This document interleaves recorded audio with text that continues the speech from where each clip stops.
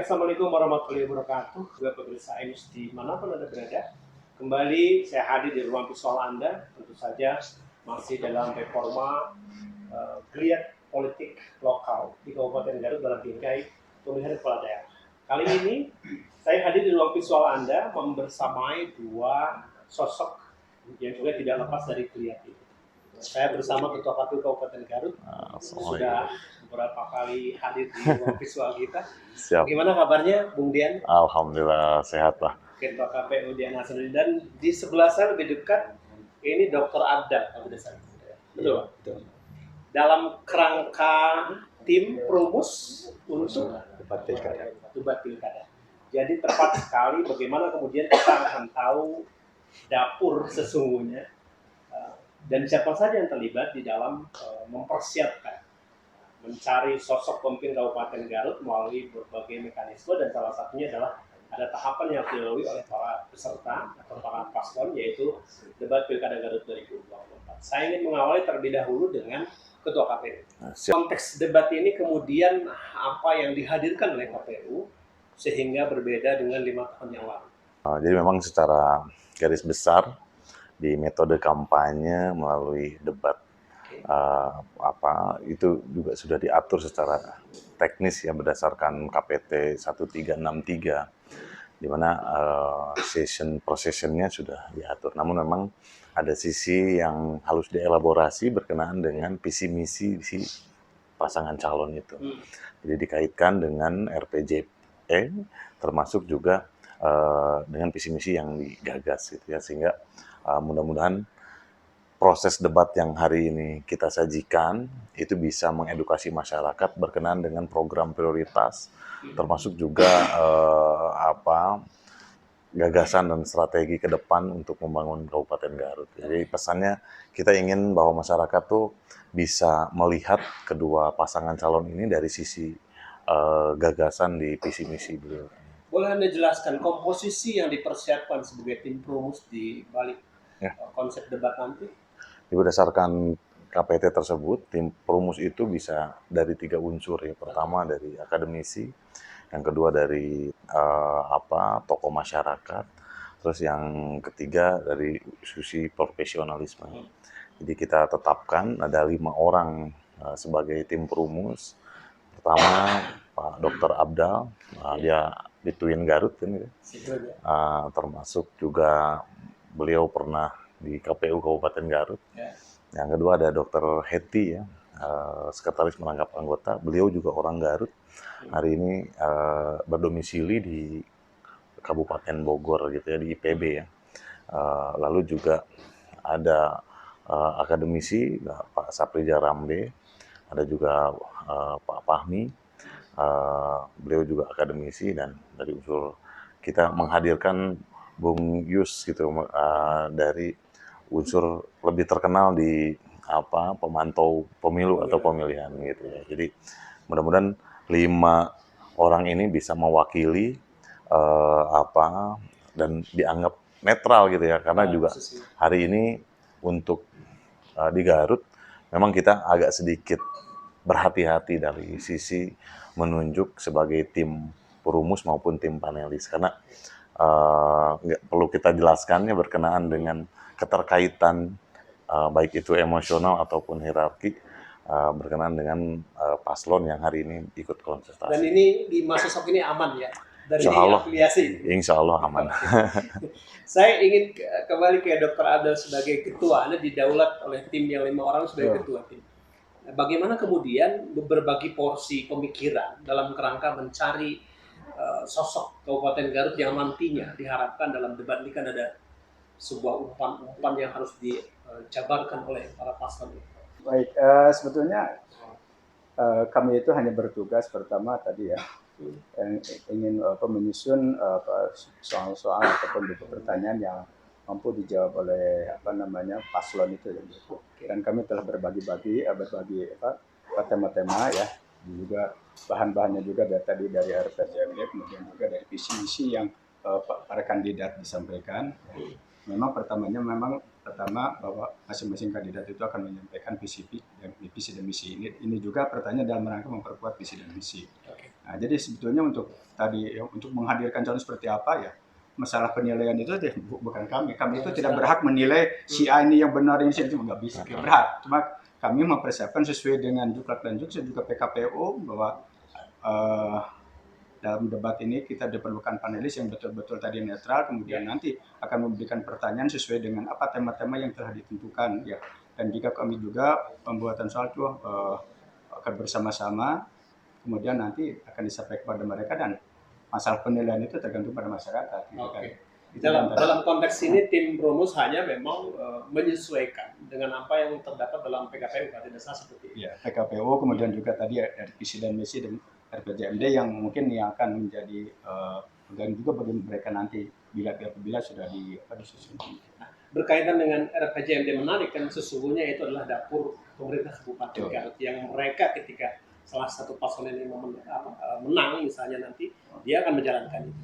Kemudian yang paling substansi penekanan apa ya untuk Garut khusus di mata teman-teman tim Promus? Ya, kemarin kan tadi sudah memberikan beberapa hal yang sesuai dengan tema-tema tadi. Pertama tadi ya, bahwa dalam subtema itu ada debat pertama itu ada peningkatan kesejahteraan masyarakat.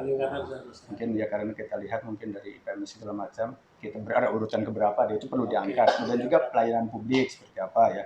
Ya kita akan disampaikan nanti kemudian memajukan daerah dan ini tentunya ya menjadi calon harus mampu memajukan daerah. Kemudian juga penyelesaian persoalan baru daerah, persoalan-persoalan apa yang ada di daerah dan juga nanti kita akan melihat dari ya kita akan menggali permasalahan apa sehingga nanti kita sampaikan kepada mereka sehingga mereka ketika sudah jadi itu mau berbuat apa ketika ada persoalan-persoalan seperti yang kami sampaikan di pertanyaan nanti. Kalau dari sisi teman-teman di KPU sebagai penyelenggara dalam konteksnya juga tentu banyak sekali masukan dari publik yang punya ekspektasi kalau nanti dalam debat itu kami ingin melihat paslon ini seperti apa gambarannya? Memang banyak juga kawan-kawan di luar yang bahkan sampai menitipkan pertanyaan ke kami karena untuk season debat tadi. Nanti kita akan juga sampaikan ke tim panelis apakah pertanyaan-pertanyaan yang relevan atau tidak, termasuk ya dengan subtema yang diangkat di debat pertama. Termasuk juga kaitan dengan hanya orang yang tadi ya, tetapi juga ada harapan masyarakat yang bisa menanyakan langsung.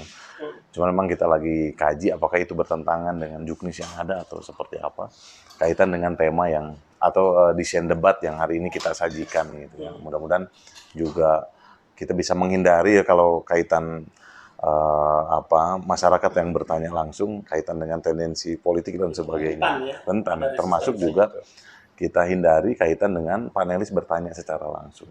Jadi supaya tidak ada kesan pertanyaan susulan yang tendensius gitu ya.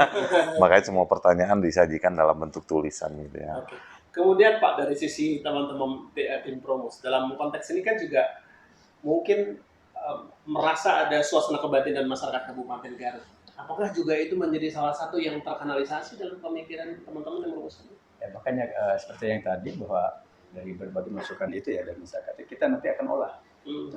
Dan mungkin pertanyaan tidak mungkin sesuai dengan apa yang mereka sampaikan, kita olah lagi gitu. Olah sehingga tadi menghindari tendensi kepada misalnya calon seseorang pasangan gitu kan, kita akan dikaji. Meskipun konsekuensinya tetap saja mungkin kalau orang mah ngegoreng mah gampang-gampang saja. Tapi kita insya Allah kita sudah aman lah. Secara teknis di mana kemudian kapan debat Pilkada Garut ini akan dilaksanakan? Di debat pertama itu insya Allah kita laksanakan di hari Rabu tanggal 23 Oktober ya? Insya Allah rencana tempatnya di Hotel Santika. Jadi kawan-kawan juga masyarakat secara umum bisa menyaksikan live di salah satu televisi. Termasuk juga kita akan menyiarkan secara live di kanal YouTube, di kanal YouTube kita supaya juga bisa masyarakat menyaksikan. Kemarin juga kita sampaikan ke teman-teman PPK kalau berkemungkinan dilaksanakan nonton bareng di semua kecamatan itu untuk masyarakat juga bisa. Mungkin kanal-kanal tim sukses boleh juga bikin nonton bareng. Boleh Pak. Diperbolehkan. Jadi karena kan masyarakat ataupun tim pendukung itu hanya dibatasi yang masuk ke dalam itu. Nah kalau boleh kita tahu siapa saja berhak masuk di dalam ruangan itu? Rencananya kita akan undang, kita akan bagi misalkan pertama tim pasangan calon. Jadi 1-2 kita undang dengan kapasitas jumlah yang kita tentukan. Yang kedua kita akan undang tokoh masyarakat di situ, tokoh lintas agama dan sebagainya, termasuk Muspida, pemerintah daerah.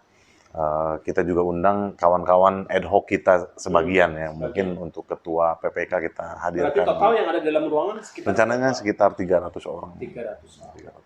Pak, kalau dari sisi teknis nanti permodalan pertanyaannya itu misalnya kan hanya 2 nih, head to head nih.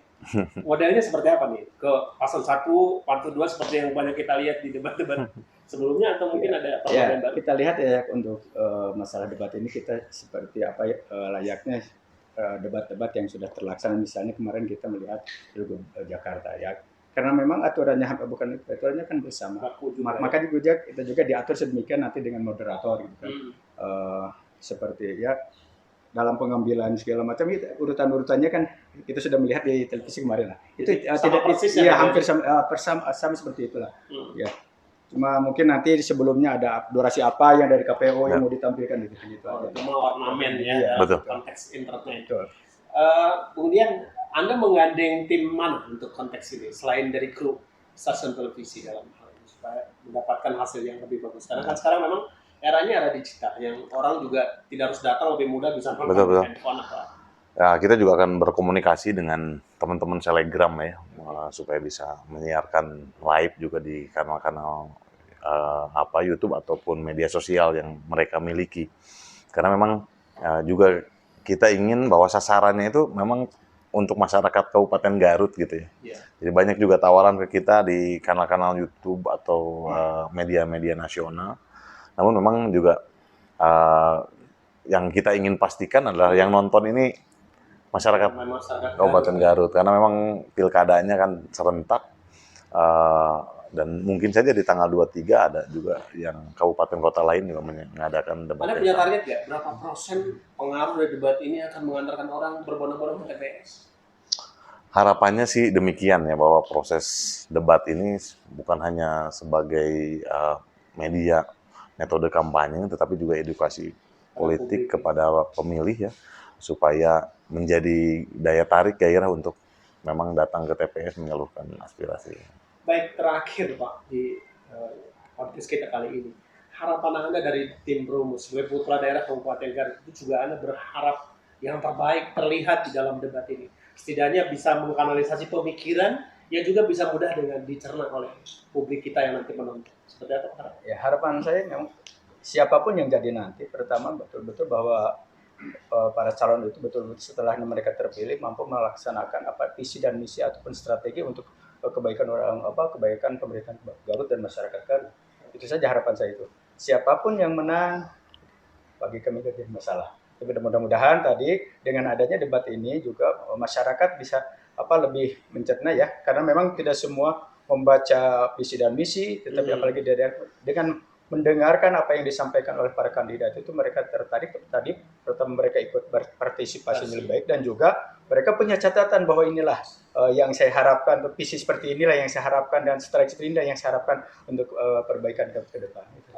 Dari Anda sendiri, dari sisi KPU. Jadi kami berharap bahwa salah satu metode kampanye ini bisa berjalan dengan baik, ya, dengan lancar, bukan hanya sekedar menunaikan kewajiban kita ya sebagai penyelenggara, namun memang besar harapan kami bahwa di era digital ini semua pihak juga bisa dengan mudah mengakses informasi-informasi ini, termasuk kelompok-kelompok yang memang hari ini belum tersentuh terhadap proses sosialisasi yang dilakukan oleh kami maupun dengan paslon gitu ya. Sehingga harapannya PR kita berkenaan dengan partisipasi bisa kita jawab ya, salah satunya dengan metode kampanye di debat kandidat ini. Pemirsa iNews, terima kasih atas kebersamaan Anda.